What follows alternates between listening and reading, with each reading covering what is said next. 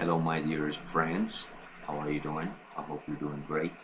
Welcome once more to another series of my English class with Jose.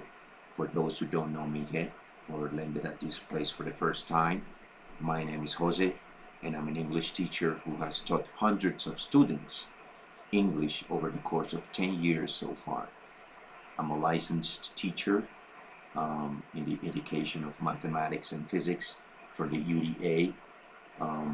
And I can tell you that teaching those subjects in English and even English itself has been my great passion in the last 10 years of experience that I have been working with students of different levels and ages.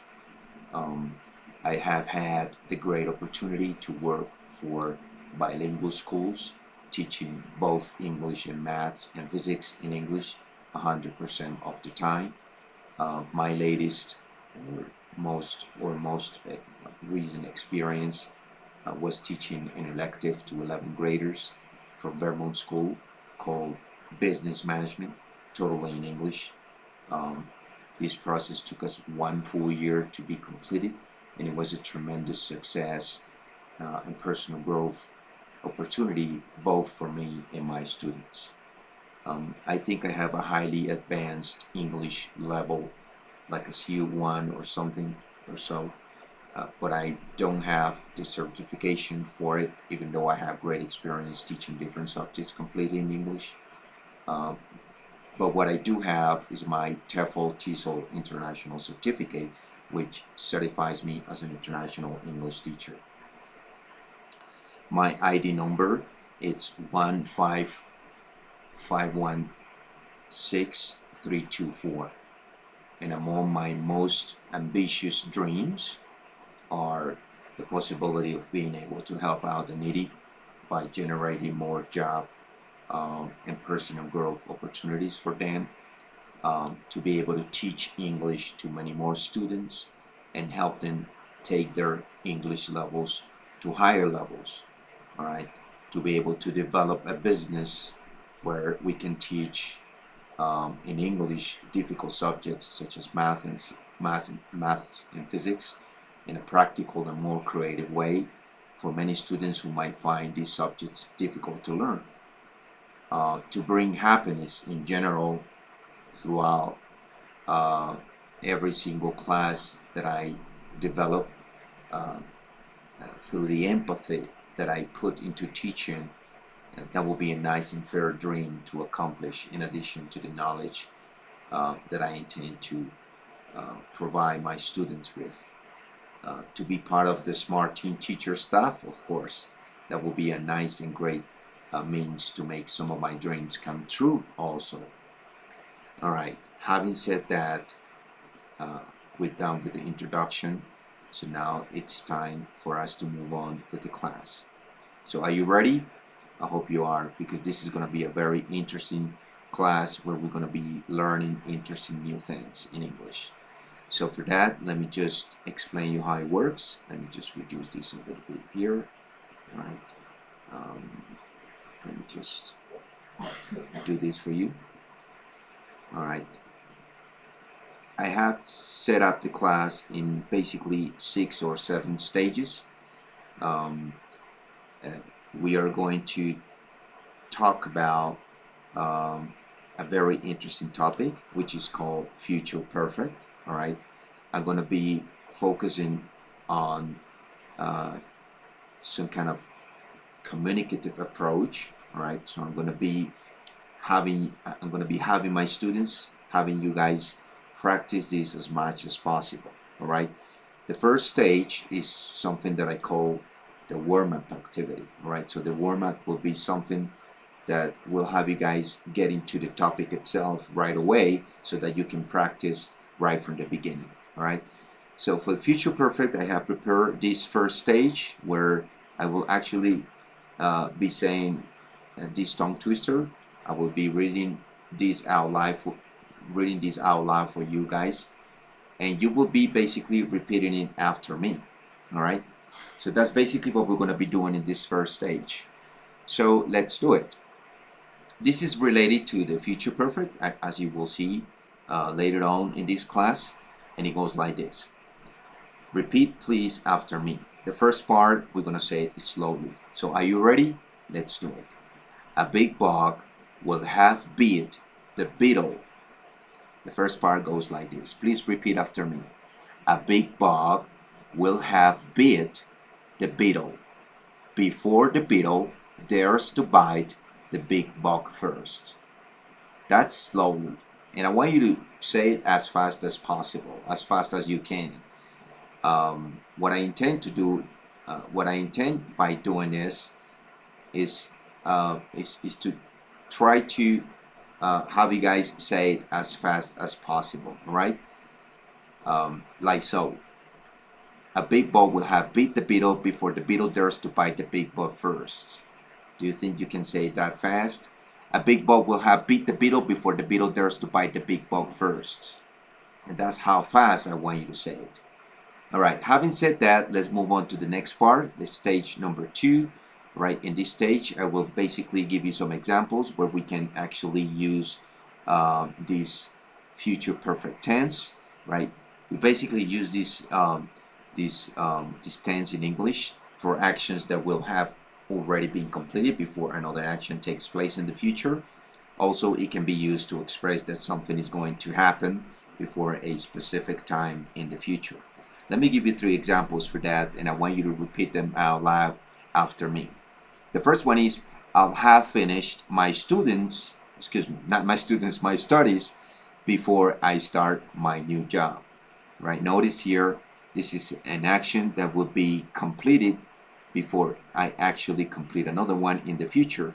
And the first action that I will be completing is to finish my studies.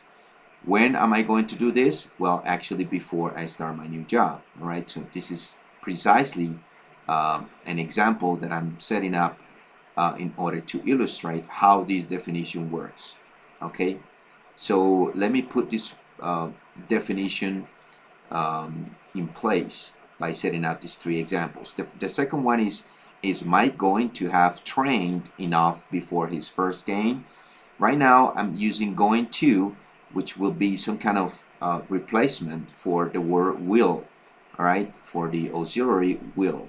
Okay, this is some kind of immediate future. All right, we can, instead of saying will, we can say going to when we are talking about an immediate future.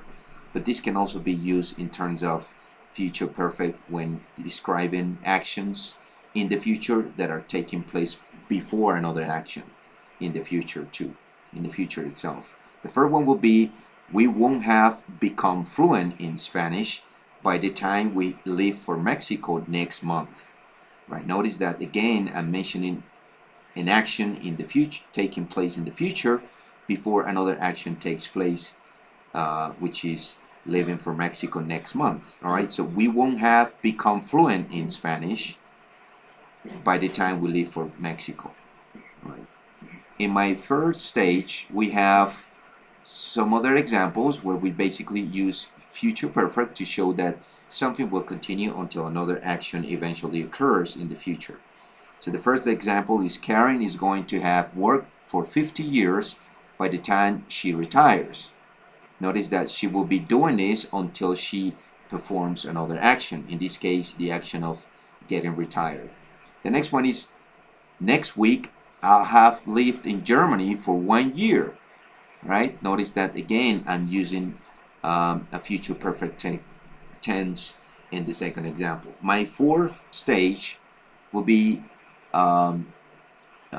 this next slide, where I intend to show you more examples, this time affirmative sentences, negative sentences, and interrogative sentences. Right, so we can say the party will, or we can replace will by going to, depending on the type of future we are emphasizing, whether it's immediate or in the long term. We can use going to in the immediate future, or in the long term wrong we can use will.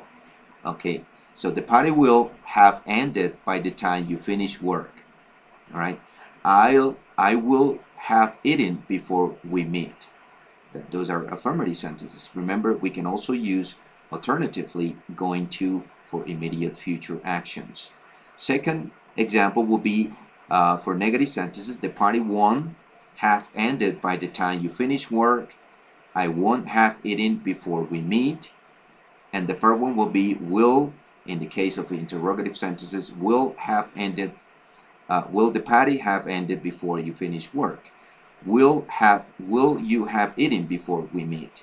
Right? These are some kind of sentences that you can also use in order to describe things in the perfect future tense structures or grammar structures, so to speak. Right? The fifth will be, this is a song that I have taken out from the web. It's a song called "You Will Be Mine" from Faith Hills. All right, I will be playing the song. All right, but before we play the song, I would like to sing it out loud for you.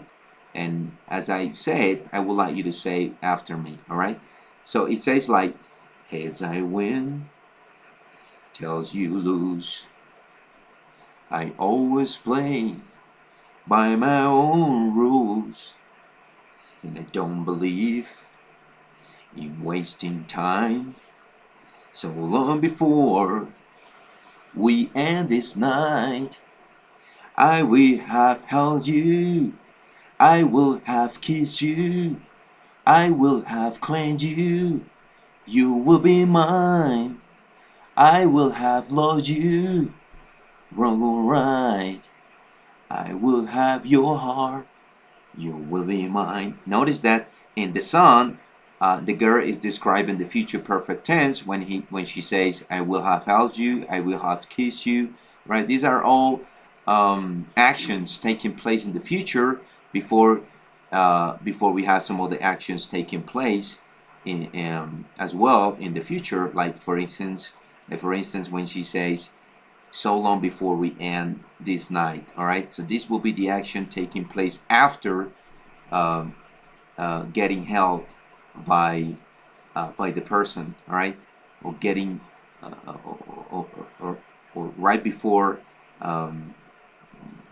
you get kissed by me in this case, all right, or by the girl singing out loud the song, all right. So you can basically sing it out loud after me. I'm gonna play the song so that it can be more fun and we can follow the rhythm.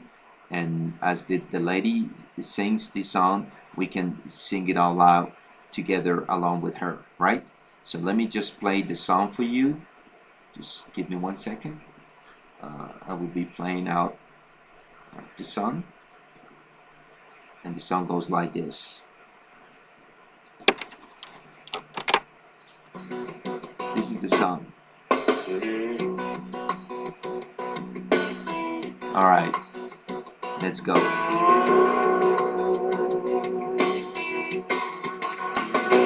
Heads I win, tails you lose. I always play by my own rules, and I don't believe in wasting time. So long before we end this night, I will have held you, I will have kissed you, I will have claimed you, you will be mine, I will have loved you, wrong or right, I will have your heart, you will be mine. Okay, that is the song that I wanted you to practice with. All right, basically, let me just connect my headphones again so that we can have a better transmission here. Well, just give me 1 second, please. All right, now this is the last part of the song. All right, I want you to practice with the song, and the last part will be homework. Right, I want you to record yourself saying both the tongue twister and singing the song we practiced today in class. You can find this homework by clicking this link below. All right, once you're there, you will find this activity. All right, so just let me just go here. Once you click that link, that will take you to this website, which is called Nearpod. Right here, you will find the activity that I want you to develop, all right, so that you can practice the things we were studying today. Right here, you just put the name. Let's suppose your name is Juan, right, or Jean, whatever. Okay, and you just click join. All right, Once you do that, notice that it will take you to the three activities that I have prepared beforehand, right? Before this class. And the first activity, it will ask you to record yourself saying the tongue twister first, slowly, all right? You can check this audio out where you will listen to the teacher, that's me, saying it again so that you can have some kind of idea of how you should say it properly, right? Once you do that, you play it, right? You will hear the teacher saying it slowly. Then you will have the opportunity to record yourself saying it, and then you can move on to the next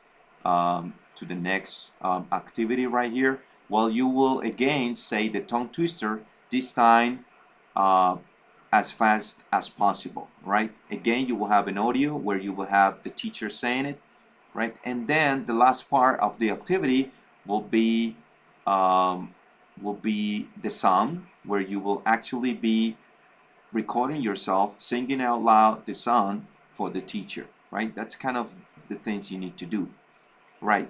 Having said that, that's it for today. Thank you for paying attention, for paying close attention to every single thing I explained today. I hope the class has been interesting for you, and I'll see you next time with more interesting topics for you to learn about English. Thank you very much, my dear students. See you next time. Goodbye.